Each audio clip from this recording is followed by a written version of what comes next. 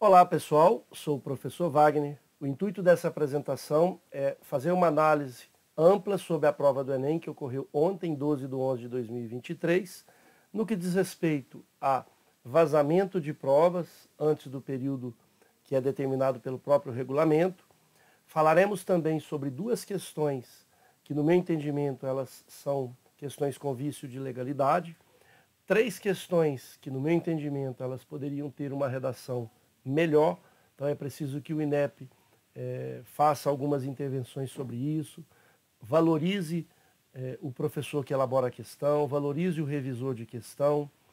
Vamos também apresentar uma questão que, de acordo com o TRI e também no site da AIO, a gente pôde observar uma situação bastante interessante, que é a questão de matemática financeira. E finalizando a apresentação, vamos avaliar aqui algumas críticas construtivas para que possam ser avaliadas pelo INEP ou alguns professores que possam discutir esse tema e algumas sugestões para a produção de novos editais na elaboração de questões, porque o Enem é um exame de grande escala e precisa ser respeitado como sempre foi respeitado. No meu entendimento, está acontecendo algumas situações que precisam ser melhoradas. Ok? Nessa apresentação, vamos abordar os seguintes assuntos. Inicialmente, falaremos sobre os vazamentos que ocorreram das provas do Enem, não só no primeiro dia, quanto também no segundo dia. Sabendo que as provas elas são disponibilizadas para os candidatos, para os participantes, somente após as 18 horas, e a gente viu que não foi isso que ocorreu. Falaremos também sobre duas questões que contêm vícios de legalidade. Depois, na sequência, no meu entendimento, de forma respeitosa, três questões cujas redações poderiam ser bem melhores. E aí, posteriormente, a gente apresenta algumas críticas construtivas para o INEP para que isso não possa ocorrer nos próximos anos. Falaremos sobre uma questão, a questão de matemática financeira, né, que eu fiz uma busca, um estudo no site do AIO e percebi que realmente essa questão ela vai ter problemas no TRI. Ela pode ser anulada pelo próprio TRI ou a pontuação dela praticamente desprezível para quem acerta essa questão ou para quem erra essa questão. E de acordo com as análises de inteligência artificial do AIO, essa é uma questão que pode não comprometer aí, a pontuação de determinado participante. Vamos apresentar algumas ideias sobre essa questão. Faremos uma crítica construtiva acerca da revisão das questões do Enem, que é preciso que o INEP faça aí uma avaliação sobre isso e sugestões para abertura de novos editais para elaborações de questões. Ok? Então vamos iniciar pelo vazamento das provas que ocorreram, né, antes das 18 horas. Então essa aí, tirei um print da prova, recebi essa prova em grupo que eu estou do WhatsApp, recebi essa prova antes das 17 horas, ou próximo das 17 horas, onde na verdade o caderno de prova deveria ser disponibilizado para o participante somente depois das 18 horas. E aí fica a seguinte pergunta: isso ocorreu no primeiro dia. Será que tem alguém lá dentro do INEP que tem privilégios em relação a essa prova, escaneia essa prova e passa para os cursinhos, passa, por exemplo, para algumas outras instituições, passa inclusive para alguns participantes que são da família? Existe um sigilo muito grande que deveria acontecer nessas provas. E não é isso que a gente está percebendo, e o INEP tem que olhar com carinho essa situação. Tem que fazer uma investigação séria, porque a regra, o regulamento tem que ser respeitado. A gente fica em dúvida o que realmente está acontecendo para que essas provas elas sejam vazadas antes do período que está previsto no edital. A gente não sabe o que pode estar acontecendo.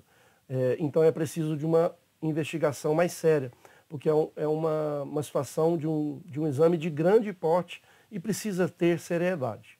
Isso aconteceu também, e a gente pode perceber que esse vazamento não é prova de participante, porque o participante nem pode sair antes das 18 horas. Isso é alguém que tem acesso às provas, pode ocorrer lá dentro do próprio INEP, pode ser na parte da coordenação, né? A gente tem que investigar. O INEP tem que investigar essa situação, isso não pode acontecer, isso prejudica a isonomia do processo O Enem aí tem aí mais de 20 anos e é preciso que faça uma avaliação bem rigorosa sobre isso, ok? Agora a gente apresenta duas questões que, no meu entendimento, elas contêm vícios de legalidade. Vamos à primeira questão, peguei aqui o caderno amarelo, questão 177. Essa situação já foi divulgada, inclusive no G1, logo após a prova, então eu busquei informações mais precisas, né, e realmente entrei lá na página do INEP, busquei a questão de 2010 para certificar que de fato é a mesma, trata-se da mesma questão. Então essa foi a questão cobrada no Enem 2023, primeira aplicação, né, e a questão do Enem de 2010, que ocorreu na segunda aplicação, é a mesma, é essa aqui, só a formatação está um pouco diferente, veja só, as frases aí elas estão mais esticadas na questão de 2023, mas veja, o gráfico é o mesmo, inclusive o gabarito é o mesmo, alternativa D. A gente precisa, obviamente, aguardar até amanhã, mas já existem alguns pronunciamentos, né, que essa questão ela será anulada. Ela contém realmente um vício de legalidade, ela fere a isonomia do processo, não é permitido você repetir as mesmas questões no processo seletivo, né? Porque senão alunos que já estudaram essa questão saem em vantagem. Então fere de fato a isonomia do processo. Essa então foi a primeira questão e acredito que amanhã, quando sair o gabarito oficial, ela vai estar como questão anulada, porque já tem aí várias informações, mesmo extraoficiais ou mesmo oficiais, que essa questão será anulada. O próprio G1 também apontou uma questão, né, que apareceu numa prova da Universidade do Estado de Goiás. Né, eu tive até dificuldade de encontrar essa prova oficial, né, eu vi alguns prints, mas a prova em si, eu consegui ela depois de uma busca bastante minuciosa.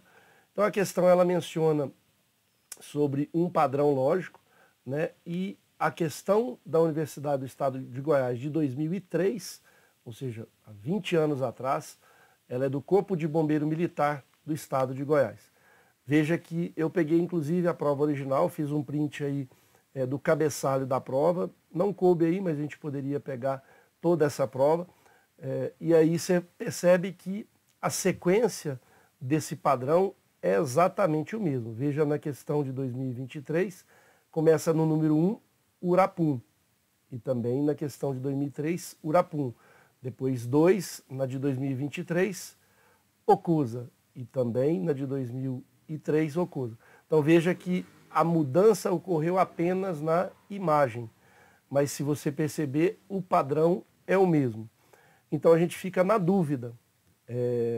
O elaborador dessa questão em 2003, para a Universidade do Estado de Goiás, para o Corpo de Bombeiro Militar, será que foi o mesmo elaborador da questão do Enem em 2023? Existe um sigilo também, um termo de compromisso, para que se uma determinada questão é utilizada num determinado concurso, jamais ele pode ser utilizado em outro concurso. A gente pode imaginar também que pode ter sido um plágio, pode ser que não seja o mesmo professor, pode ser que o professor que elaborou a questão do Enem e enviou para o INEP, pode ser que ele plagiou essa questão de 2003. Então fica a dúvida, né? E acredito que o INEP tem também que fazer essa investigação, porque plágio dentro do Código Penal, a pessoa responde como crime, né? Então é óbvio, eu não quero entrar nessa esfera aqui, que a ideia é só apontar esse vício de legalidade, essa questão ela também deverá ser anulada por conta desses aspectos, né? Porque existe aqui, nós estamos com uma conjectura, ou número 1, ou o mesmo autor da questão em 2003, ele produziu a mesma questão, mudou algumas coisas, né? Mudou as imagens, mas o contexto é o mesmo, o padrão é o mesmo, então pode ser que seja o mesmo professor, o mesmo docente que produziu essa questão. Isso não pode. Ele deveria ter mantido o sigilo da questão de 2003 e não deveria ter enviado para o Enem essa de 2023. Porque uma busca, por exemplo, na internet, o aluno que viu essa questão também ele fica numa condição privilegiada, ferindo a isonomia do processo seletivo. Essa seria uma primeira conjectura. A segunda conjectura é o plágio, né? O docente que produziu essa questão elaborou em 2003, está correto, esse docente fez a questão, tranquilo, mas pode ter um outro docente que buscou essa questão, plagiou essa questão e indicou para o banco de questão do INEP. O INEP deveria fazer essa avaliação e a gente percebe que não foi isso que aconteceu. Então, essa é uma questão que contém um vício de legalidade. No aspecto jurídico, por si só, ela tem que ser anulada. Pode ser que o INEP não faça a anulação dela. Nós vamos pegar aqui uma interrogação. Pode ser que ela não seja anulada, mas digo que essa questão, pela parte jurídica, ela fere totalmente a isonomia e o candidato, o participante que se sentir prejudicado por conta dessa questão, aquele que errou, e aí ele está entre uma vaga numa universidade em medicina, estou dando aqui um exemplo, né? E essa questão vai ser o diferencial para ele, com certeza ele precisa fazer essa intervenção.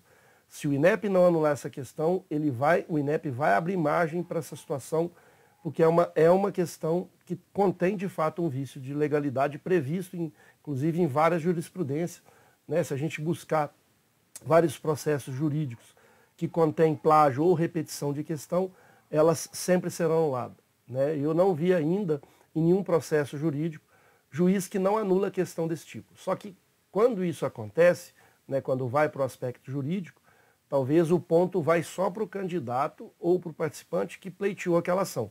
Essa questão ela não será anulada no âmbito geral. Para ser anulada no âmbito geral pelo TRI, tem que ser pelo próprio INEP. Ok? Vamos apresentar agora 3 questões que, no meu entendimento, ela contém redações que poderiam ser melhoradas. Acredito que isso acontece por conta do INEP não estar hoje privilegiando os revisores, os elaboradores de questões, né? É preciso que ele valorize mais esses profissionais. Mas vou falar isso na sequência. No meu entendimento, essa questão ela contempla ambiguidade. É a questão de 175 da prova do Enem de 2023, que ocorreu ontem, 12/11/2023, caderno amarelo. Vamos à leitura dessa questão. Na planta baixa de um clube, a piscina é representada por um quadrado cuja área mede 400 metros quadrados. Ao redor dessa piscina será construída uma calçada de largura constante igual a 5 metros. Qual é a medida da área em metro quadrado ocupada pela calçada? Veja só, eu vou destacar aqui o termo constante. Quando ele menciona que essa calçada tem uma largura constante, esse desenho não condiz com o que está a redação dessa questão. Então, essa palavra constante fez com que essa questão tivesse ambiguidades. Da forma que ela está redigida, qual seria o desenho mais adequado para ela? O desenho mais adequado seria esse. Por quê? Porque se a calçada por inteira ela tem uma largura constante, quando a gente tem uma largura constante, em qualquer dimensão que a gente pegar dessa calçada, ela vai ter sempre 5 metros. Ele ainda menciona constante igual a 5 metros. Então, por exemplo, quando, vamos fazer aqui uma avaliação mais criteriosa, eu tenho aqui a largura dessa calçada, de fato, aqui 5 metros, quando chegar aqui 5 metros, e como é constante, aqui também vai ter a largura, porque essa parte também é da calçada, tem que ter os mesmos 5 metros. Então eu vou ter 1/4 de um círculo, por exemplo, cujo raio é 5 metros. Então toda essa medida aqui, que é a largura da calçada, tem 5 metros. Quando chegar aqui, por exemplo, a mesma coisa, ela vai ter aqui sempre constante 5 metros. Então eu vou obter aqui 1/4 de um outro círculo para poder associar essa área. Então, eu estou mencionando que, de acordo com a redação da questão, de acordo com o que está redigido, inclusive essa palavra constante remete a gente ter essa imagem aqui. E a gente sempre observa que, quando você está diante de uma determinada questão, o desenho é ilustrativo, a gente tem que olhar o desenho, mas a gente tem que olhar também a redação. Já vi inúmeras questões que ele mencionava, por exemplo, um quadrado de lado 10. E na hora que você olhava o desenho era um retângulo, né? E aí se você pensar que é um retângulo, você não vai resolver a questão. Você tem que preocupar com o que está na redação da questão. E o desenho mais adequado para a redação é esse. E se de fato o melhor desenho é esse, como que a gente resolveria essa questão? O participante que, lendo essa questão, entende que o melhor desenho, o mais adequado é esse, ignora o desenho dado, porque o desenho dado não reflete, não condiz com o que está escrito, pelo meu entendimento. Eu respeito toda e qualquer opinião, mas é uma observação que eu tive, que se retirasse a palavra constante, com certeza essa questão não teria ambiguidades. E aí ela teria, de fato, o gabarito que provavelmente vai sair amanhã, vai ser publicado amanhã, que vai ser a letra D. Por quê? Porque a gente tem aqui, se a área da piscina é 400 metros quadrados, acredito que o gabarito oficial será a medida aqui vai ser 20 metros de cada lado do quadrado, e aí a gente vai obter aqui 5 mais 20 mais 5, a parte externa aqui, incluindo a calçada e a piscina, vai ser 30 metros. E aí essa área total, incluindo a piscina, vai ser 30 vezes 30, 900 metros quadrados. Subtraio a área da piscina, 400 metros quadrados. De fato, a gente obtém a área da calçada, 500 metros quadrados. Então, nós vamos esperar a publicação amanhã, mas a gente já tem uma perspectiva que o resultado vai ser 500.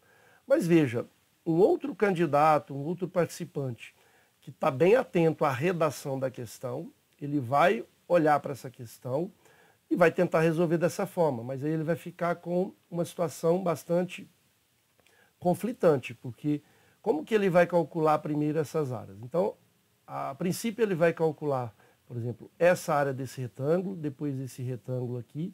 Eu vou até fechar essa outra parte para completar todo o raciocínio para a solução dessa questão. Então eu vou separar em 4 retângulos, né? Esse aqui o primeiro, esse aqui o segundo, aqui a área desse terceiro e a área desse aqui. Então essa área desses 4, vamos pensar nesses retângulos, vai ser 20 vezes 5. Então cada área aqui vai ser 100 metros quadrados, que é 20 vezes a largura da calçada, 100. Aqui também 100 metros quadrados, aqui também 100 metros quadrados e aqui 100 metros quadrados, ou seja, 400 metros quadrados. Então agora a gente calcula a área da parte que contém aqui, cada hora, 1/4 de círculo. Mas se eu pegar esse 1/4 desse círculo, mais essa parte que também equivale a 1/4 de um ciclo de raio 5, mais essa parte, que também é 1/4 do ciclo de raio 5, mais essa aqui, eu contabilizo um ciclo completo. Então, essa área desse ciclo é π, vamos aproximar para 3, r ao quadrado. Como o raio é 5, 5 ao quadrado, 25.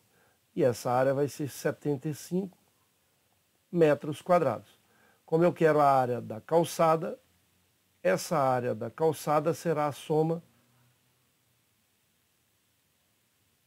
da área dos 4 retângulos mais o círculo completo. Vai ser 400 mais 75, 475 metros quadrados. Então, no meu entendimento, e respeito todo e qualquer entendimento que não seja convergente com esse meu, e eu estou aqui para poder ajudar da melhor maneira possível, né? No meu entendimento, o gabarito correto para essa questão, de acordo com a redação, é 475 metros quadrados. Não tem como marcar. E o gabarito para o desenho, tirando a palavra constante, é 500. Então, ficamos aí então na dúvida se realmente o INEP vai anular essa questão. Acredito que não, né? Mas é uma sugestão que eu apresento, né, para quem quer propor algum tipo de recurso. Está aí a fundamentação né, toda argumentativa para você que errou essa questão, obviamente. Pensa só num determinado participante que vai fazer um vestibular para entrar numa universidade, vai fazer o Enem, né, está fazendo o Enem para entrar numa universidade federal no curso de medicina. E por conta dessa questão, ele vai ficar lá como excedente e talvez esse curso nem será chamado, porque dificilmente os excedentes são chamados. Fica nessa fila dos excedentes. Por conta dessa questão, no meu entendimento, eu proporia, se eu fosse o participante, um processo judicial para entender de fato, né, com argumentação, de forma respeitosa, por que essa questão ela teve essa ambiguidade e eu fui para esse caminho, vi que não tinha alternativa, acabei não conseguindo fazer a questão. Veja, estamos dizendo de um aluno qualificado que resolveu a questão de forma devida, de acordo com a redação, mas ficou aí nessa situação, já que o tempo ele é um tempo bastante curto para cada questão e ele acabou perdendo essa questão por conta dessa ambiguidade. Então, no meu entendimento, essa questão ela contém essa ambiguidade e o INEP tem que olhar para esse tipo de questão. E a crítica que eu vou apontar depois é sobre essa questão do INEP valorizar mais os professores que elaboram questões, valorizar mais revisores, para que essas questões elas podem serem revistas antes da aplicação. Ok?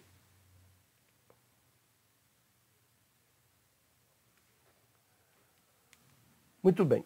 Uma segunda questão que eu menciono aqui é a questão 148 do caderno amarelo. É a questão que menciona os algarismos de 1 a 6 para serem colocados no triângulo mágico. Então, eu percebo que essa questão, obviamente, a maioria das pessoas poderiam pensar dessa forma, onde existem duas soluções para garantir que a soma seja a mesma em cada linha, onde contempla aí o lado do triângulo. Então, poderíamos começar com o número 1, nessa situação, lá em cima, e poderíamos começar com o número 2. Então, se eu começo, por exemplo, aqui com o número 1, como os termos estão em progressão aritmética, aqui vai ter que ser obrigatoriamente 2 e aqui obrigatoriamente 5. Porque se a razão for 3, aqui seria 4 e aqui seria 7. Só tem números de 1 a 6. E uma segunda, e aí eu completaria aqui com o maior número, que é o 6, para que a soma, essa soma resulte em 6 mais 1, 10. Aqui 5 mais 5, 10. 5 mais 5, 10. Existe uma outra solução, que é iniciar aqui com 2. E aí, como é uma progressão dos números que estão nos vértices, 2, 4 e 6. Seria uma segunda solução. O maior número ímpar seria aqui, para somar 11. Quando a gente olha para esse lado também, 6 mais 3 mais 2, 11. 4 mais 6 e 1, 11.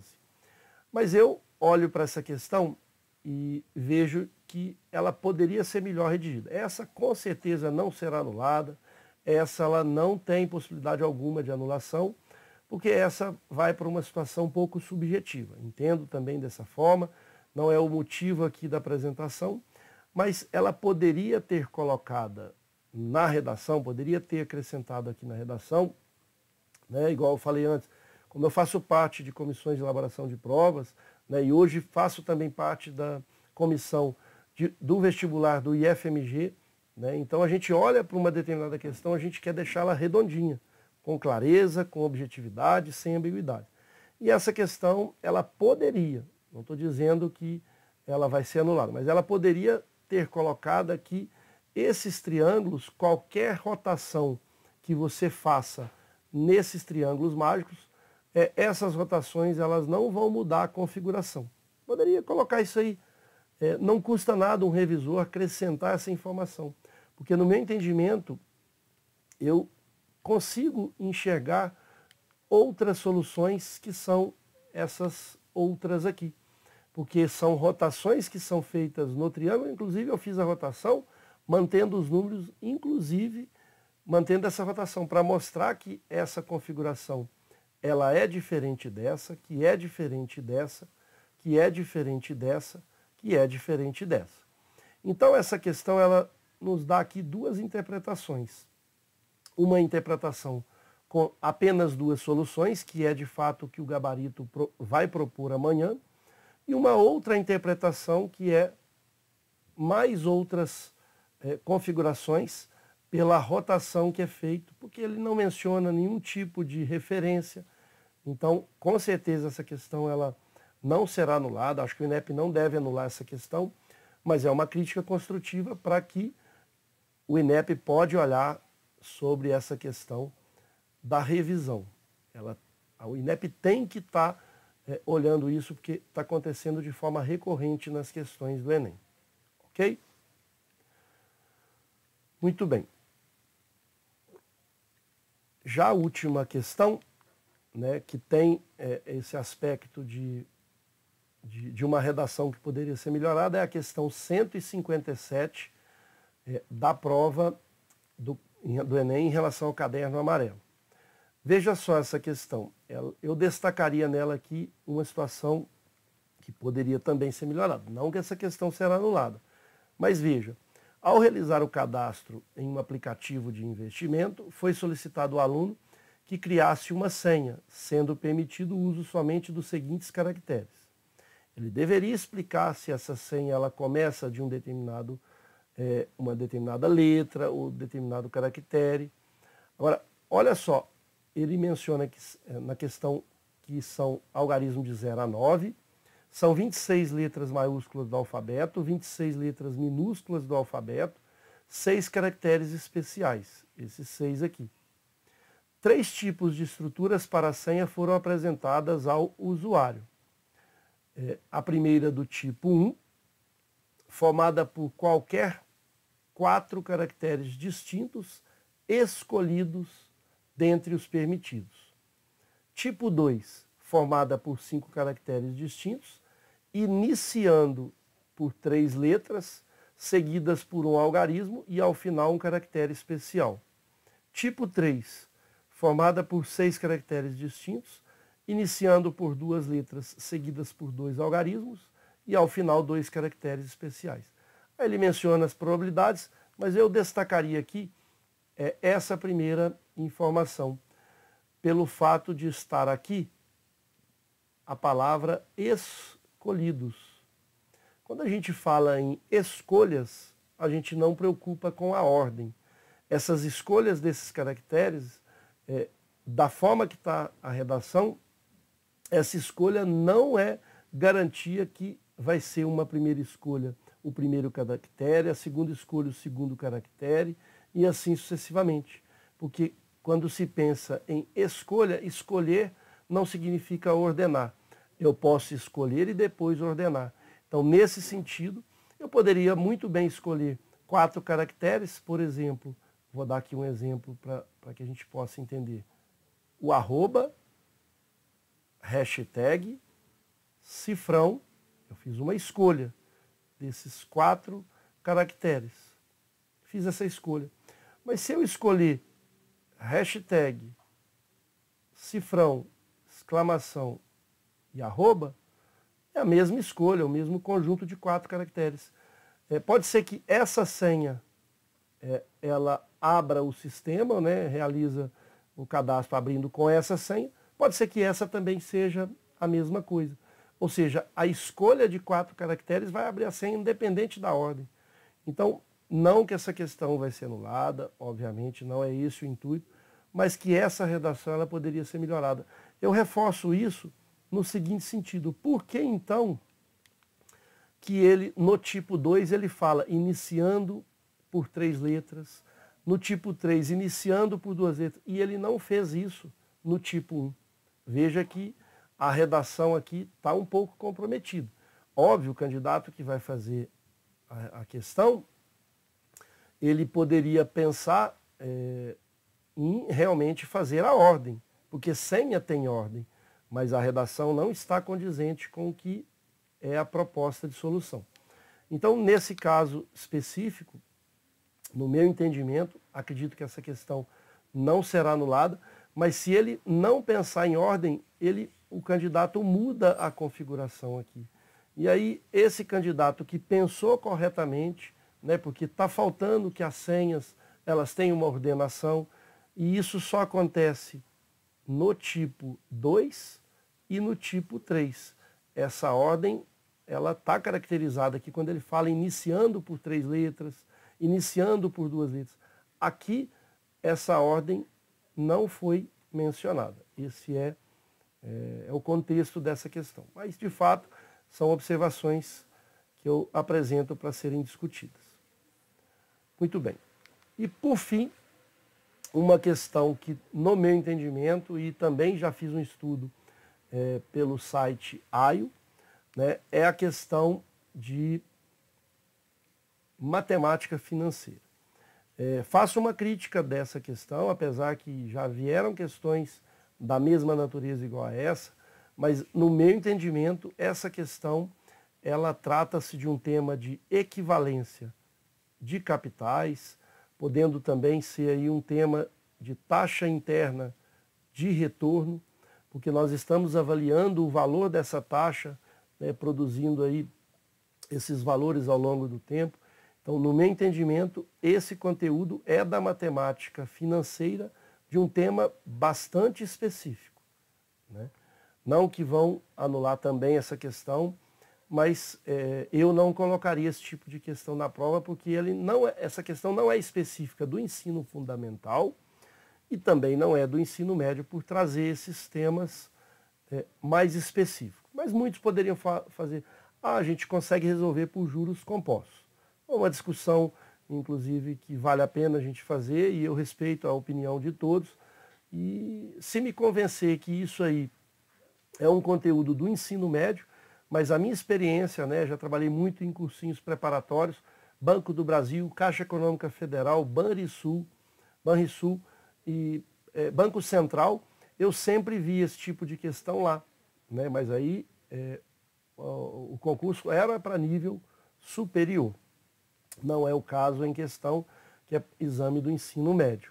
Mas, enfim, acredito que essa questão também não será anulada, mas eu trago aqui uma seguinte situação um pouco diferente. Eu busquei lá no site do AIO, na verdade, um print que eu peguei do professor Caju, né?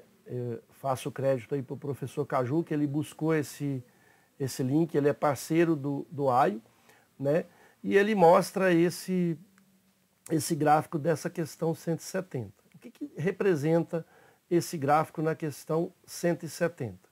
Representa o seguinte, aqui, por exemplo, alunos que tiraram 600, na verdade é uma inteligência artificial que foi feita pelo site da AIO, a equipe enviou para o professor Caju, e aí o que acontece aqui é que o aluno, por exemplo, que tirou 600, ele acertou a questão, porque essa questão, o gabarito dela é a letra D de dado.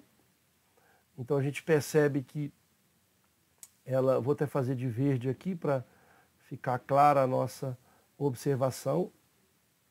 Então é esse gráfico aqui. Então, por exemplo, olha só, quem tirou 400, um pouquinho mais, marcou a letra D, né? Que marcou a letra D foram 15% aproximadamente, né? Por exemplo, outros alunos marcaram outras letras, óbvio, quem fez mais de 400. Mas eu quero destacar, por exemplo, quem fez aqui 900 pontos.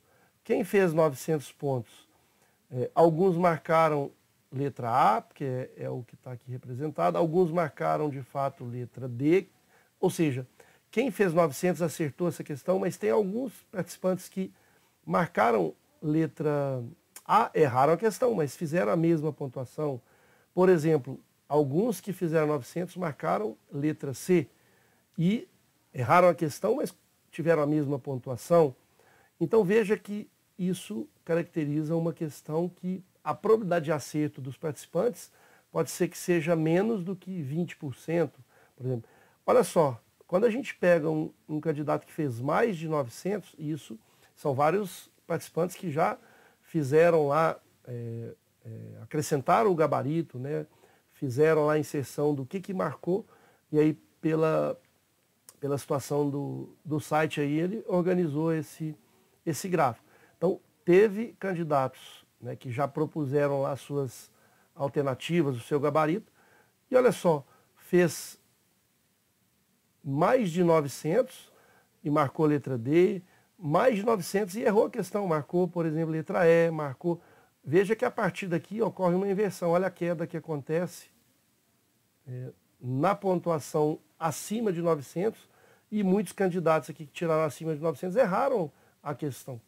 Significa que essa questão ela não vai contribuir para a nota do candidato no TRI.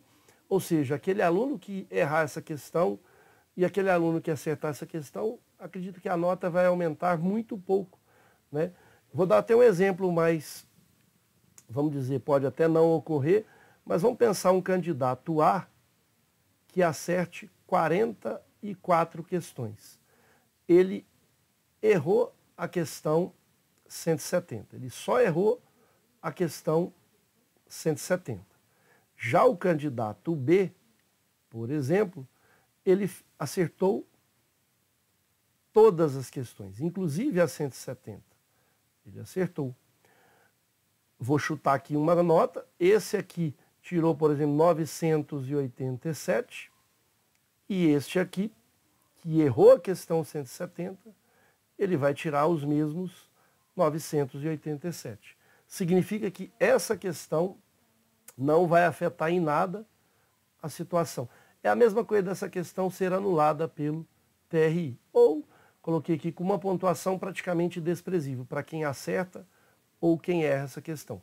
Porque para uma questão ela ter aí um TRI considerável, a probabilidade de acerto dela tem que ser bem maior do que 25%, por exemplo.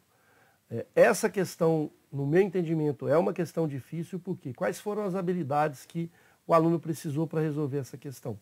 Montar o fluxo de caixa, que também é um tema específico da matemática financeira a nível superior, mas não estou dizendo que o aluno do ensino médio não faça isso. Inclusive, muitos professores trabalham assim, mérito desses professores. Mas para dizer que essas habilidades estão no ensino médio, está longe disso no meu entendimento. Respeito todas as opiniões contrárias a isso, mas eu acho que esse tema é um tema bem específico da matemática financeira, estudada na economia, estudada realmente a nível superior, taxa interna de retorno, equivalente de capitais. Senão a gente pode colocar questões, por exemplo, de análise de custo efetivo das operações financeiras envolvendo os sistemas financeiros. É uma questão que tem uma habilidade da matemática financeira, mas é do ensino superior. Mas aí, obviamente, esse tipo de avaliação de análise não vai aparecer na questão do Enem. Mas se aparecer, pode ser que não seja anulada, porque pode ser mencionada que está lá dentro da habilidade de proporcionalidade. É nesse sentido que eu estou fazendo essa provocação. Mas, voltando aqui para a situação dessa questão em específico, se a probabilidade de acerto dessa questão no final das contas, porque aqui a gente tem só uma avaliação de alguns candidatos que fizeram ali, mas pode ser considerável, pode ser que, eu não tenho ideia aqui, mas vamos supor que mais de 1 milhão de participantes já entraram lá no site e colocaram o seu gabarito, né? E aí foi percebido que a porcentagem de acertos nessa questão foi menos do que 20%. E aí essa questão vai ser comprometida pelo TRI. Ela vai estar na convergência do que eu estou mostrando aqui. Essa questão, para quem acerta ou para quem erra, não vai fazer diferença nenhuma. É para que a gente possa entender de fato esse modelo do TRI. Uma boa questão do TRI é aquela onde aquele candidato, por exemplo, que vai aumentando a sua nota, suponhamos, se essa questão aqui fosse uma questão muito simples, então, à medida que o candidato ou o participante vai aumentando a sua nota, né, ele vai acertar essa questão e a sua nota vai ser alta por conta disso. Essa é a letra D, por exemplo. Outros candidatos, por exemplo, né, vai acontecendo isso aqui, ó, candidatos que tiram, por exemplo, uma nota grande e erra a questão, marca a letra A, por exemplo. Né, aqui seria, então, a análise da letra B. Enfim. Então, para que a questão tenha uma boa situação do TRI, ela tem que ter um comportamento parecido com esse, de uma exponencial. Porque os parâmetros do TRI, o A seria a parte que envolve a discriminação, né? A outra sobre B seria, vamos dizer, fugiu a memória aqui, mas B seria a dificuldade, né, da questão ali na régua, e depois o acerto casual, que seria o chute.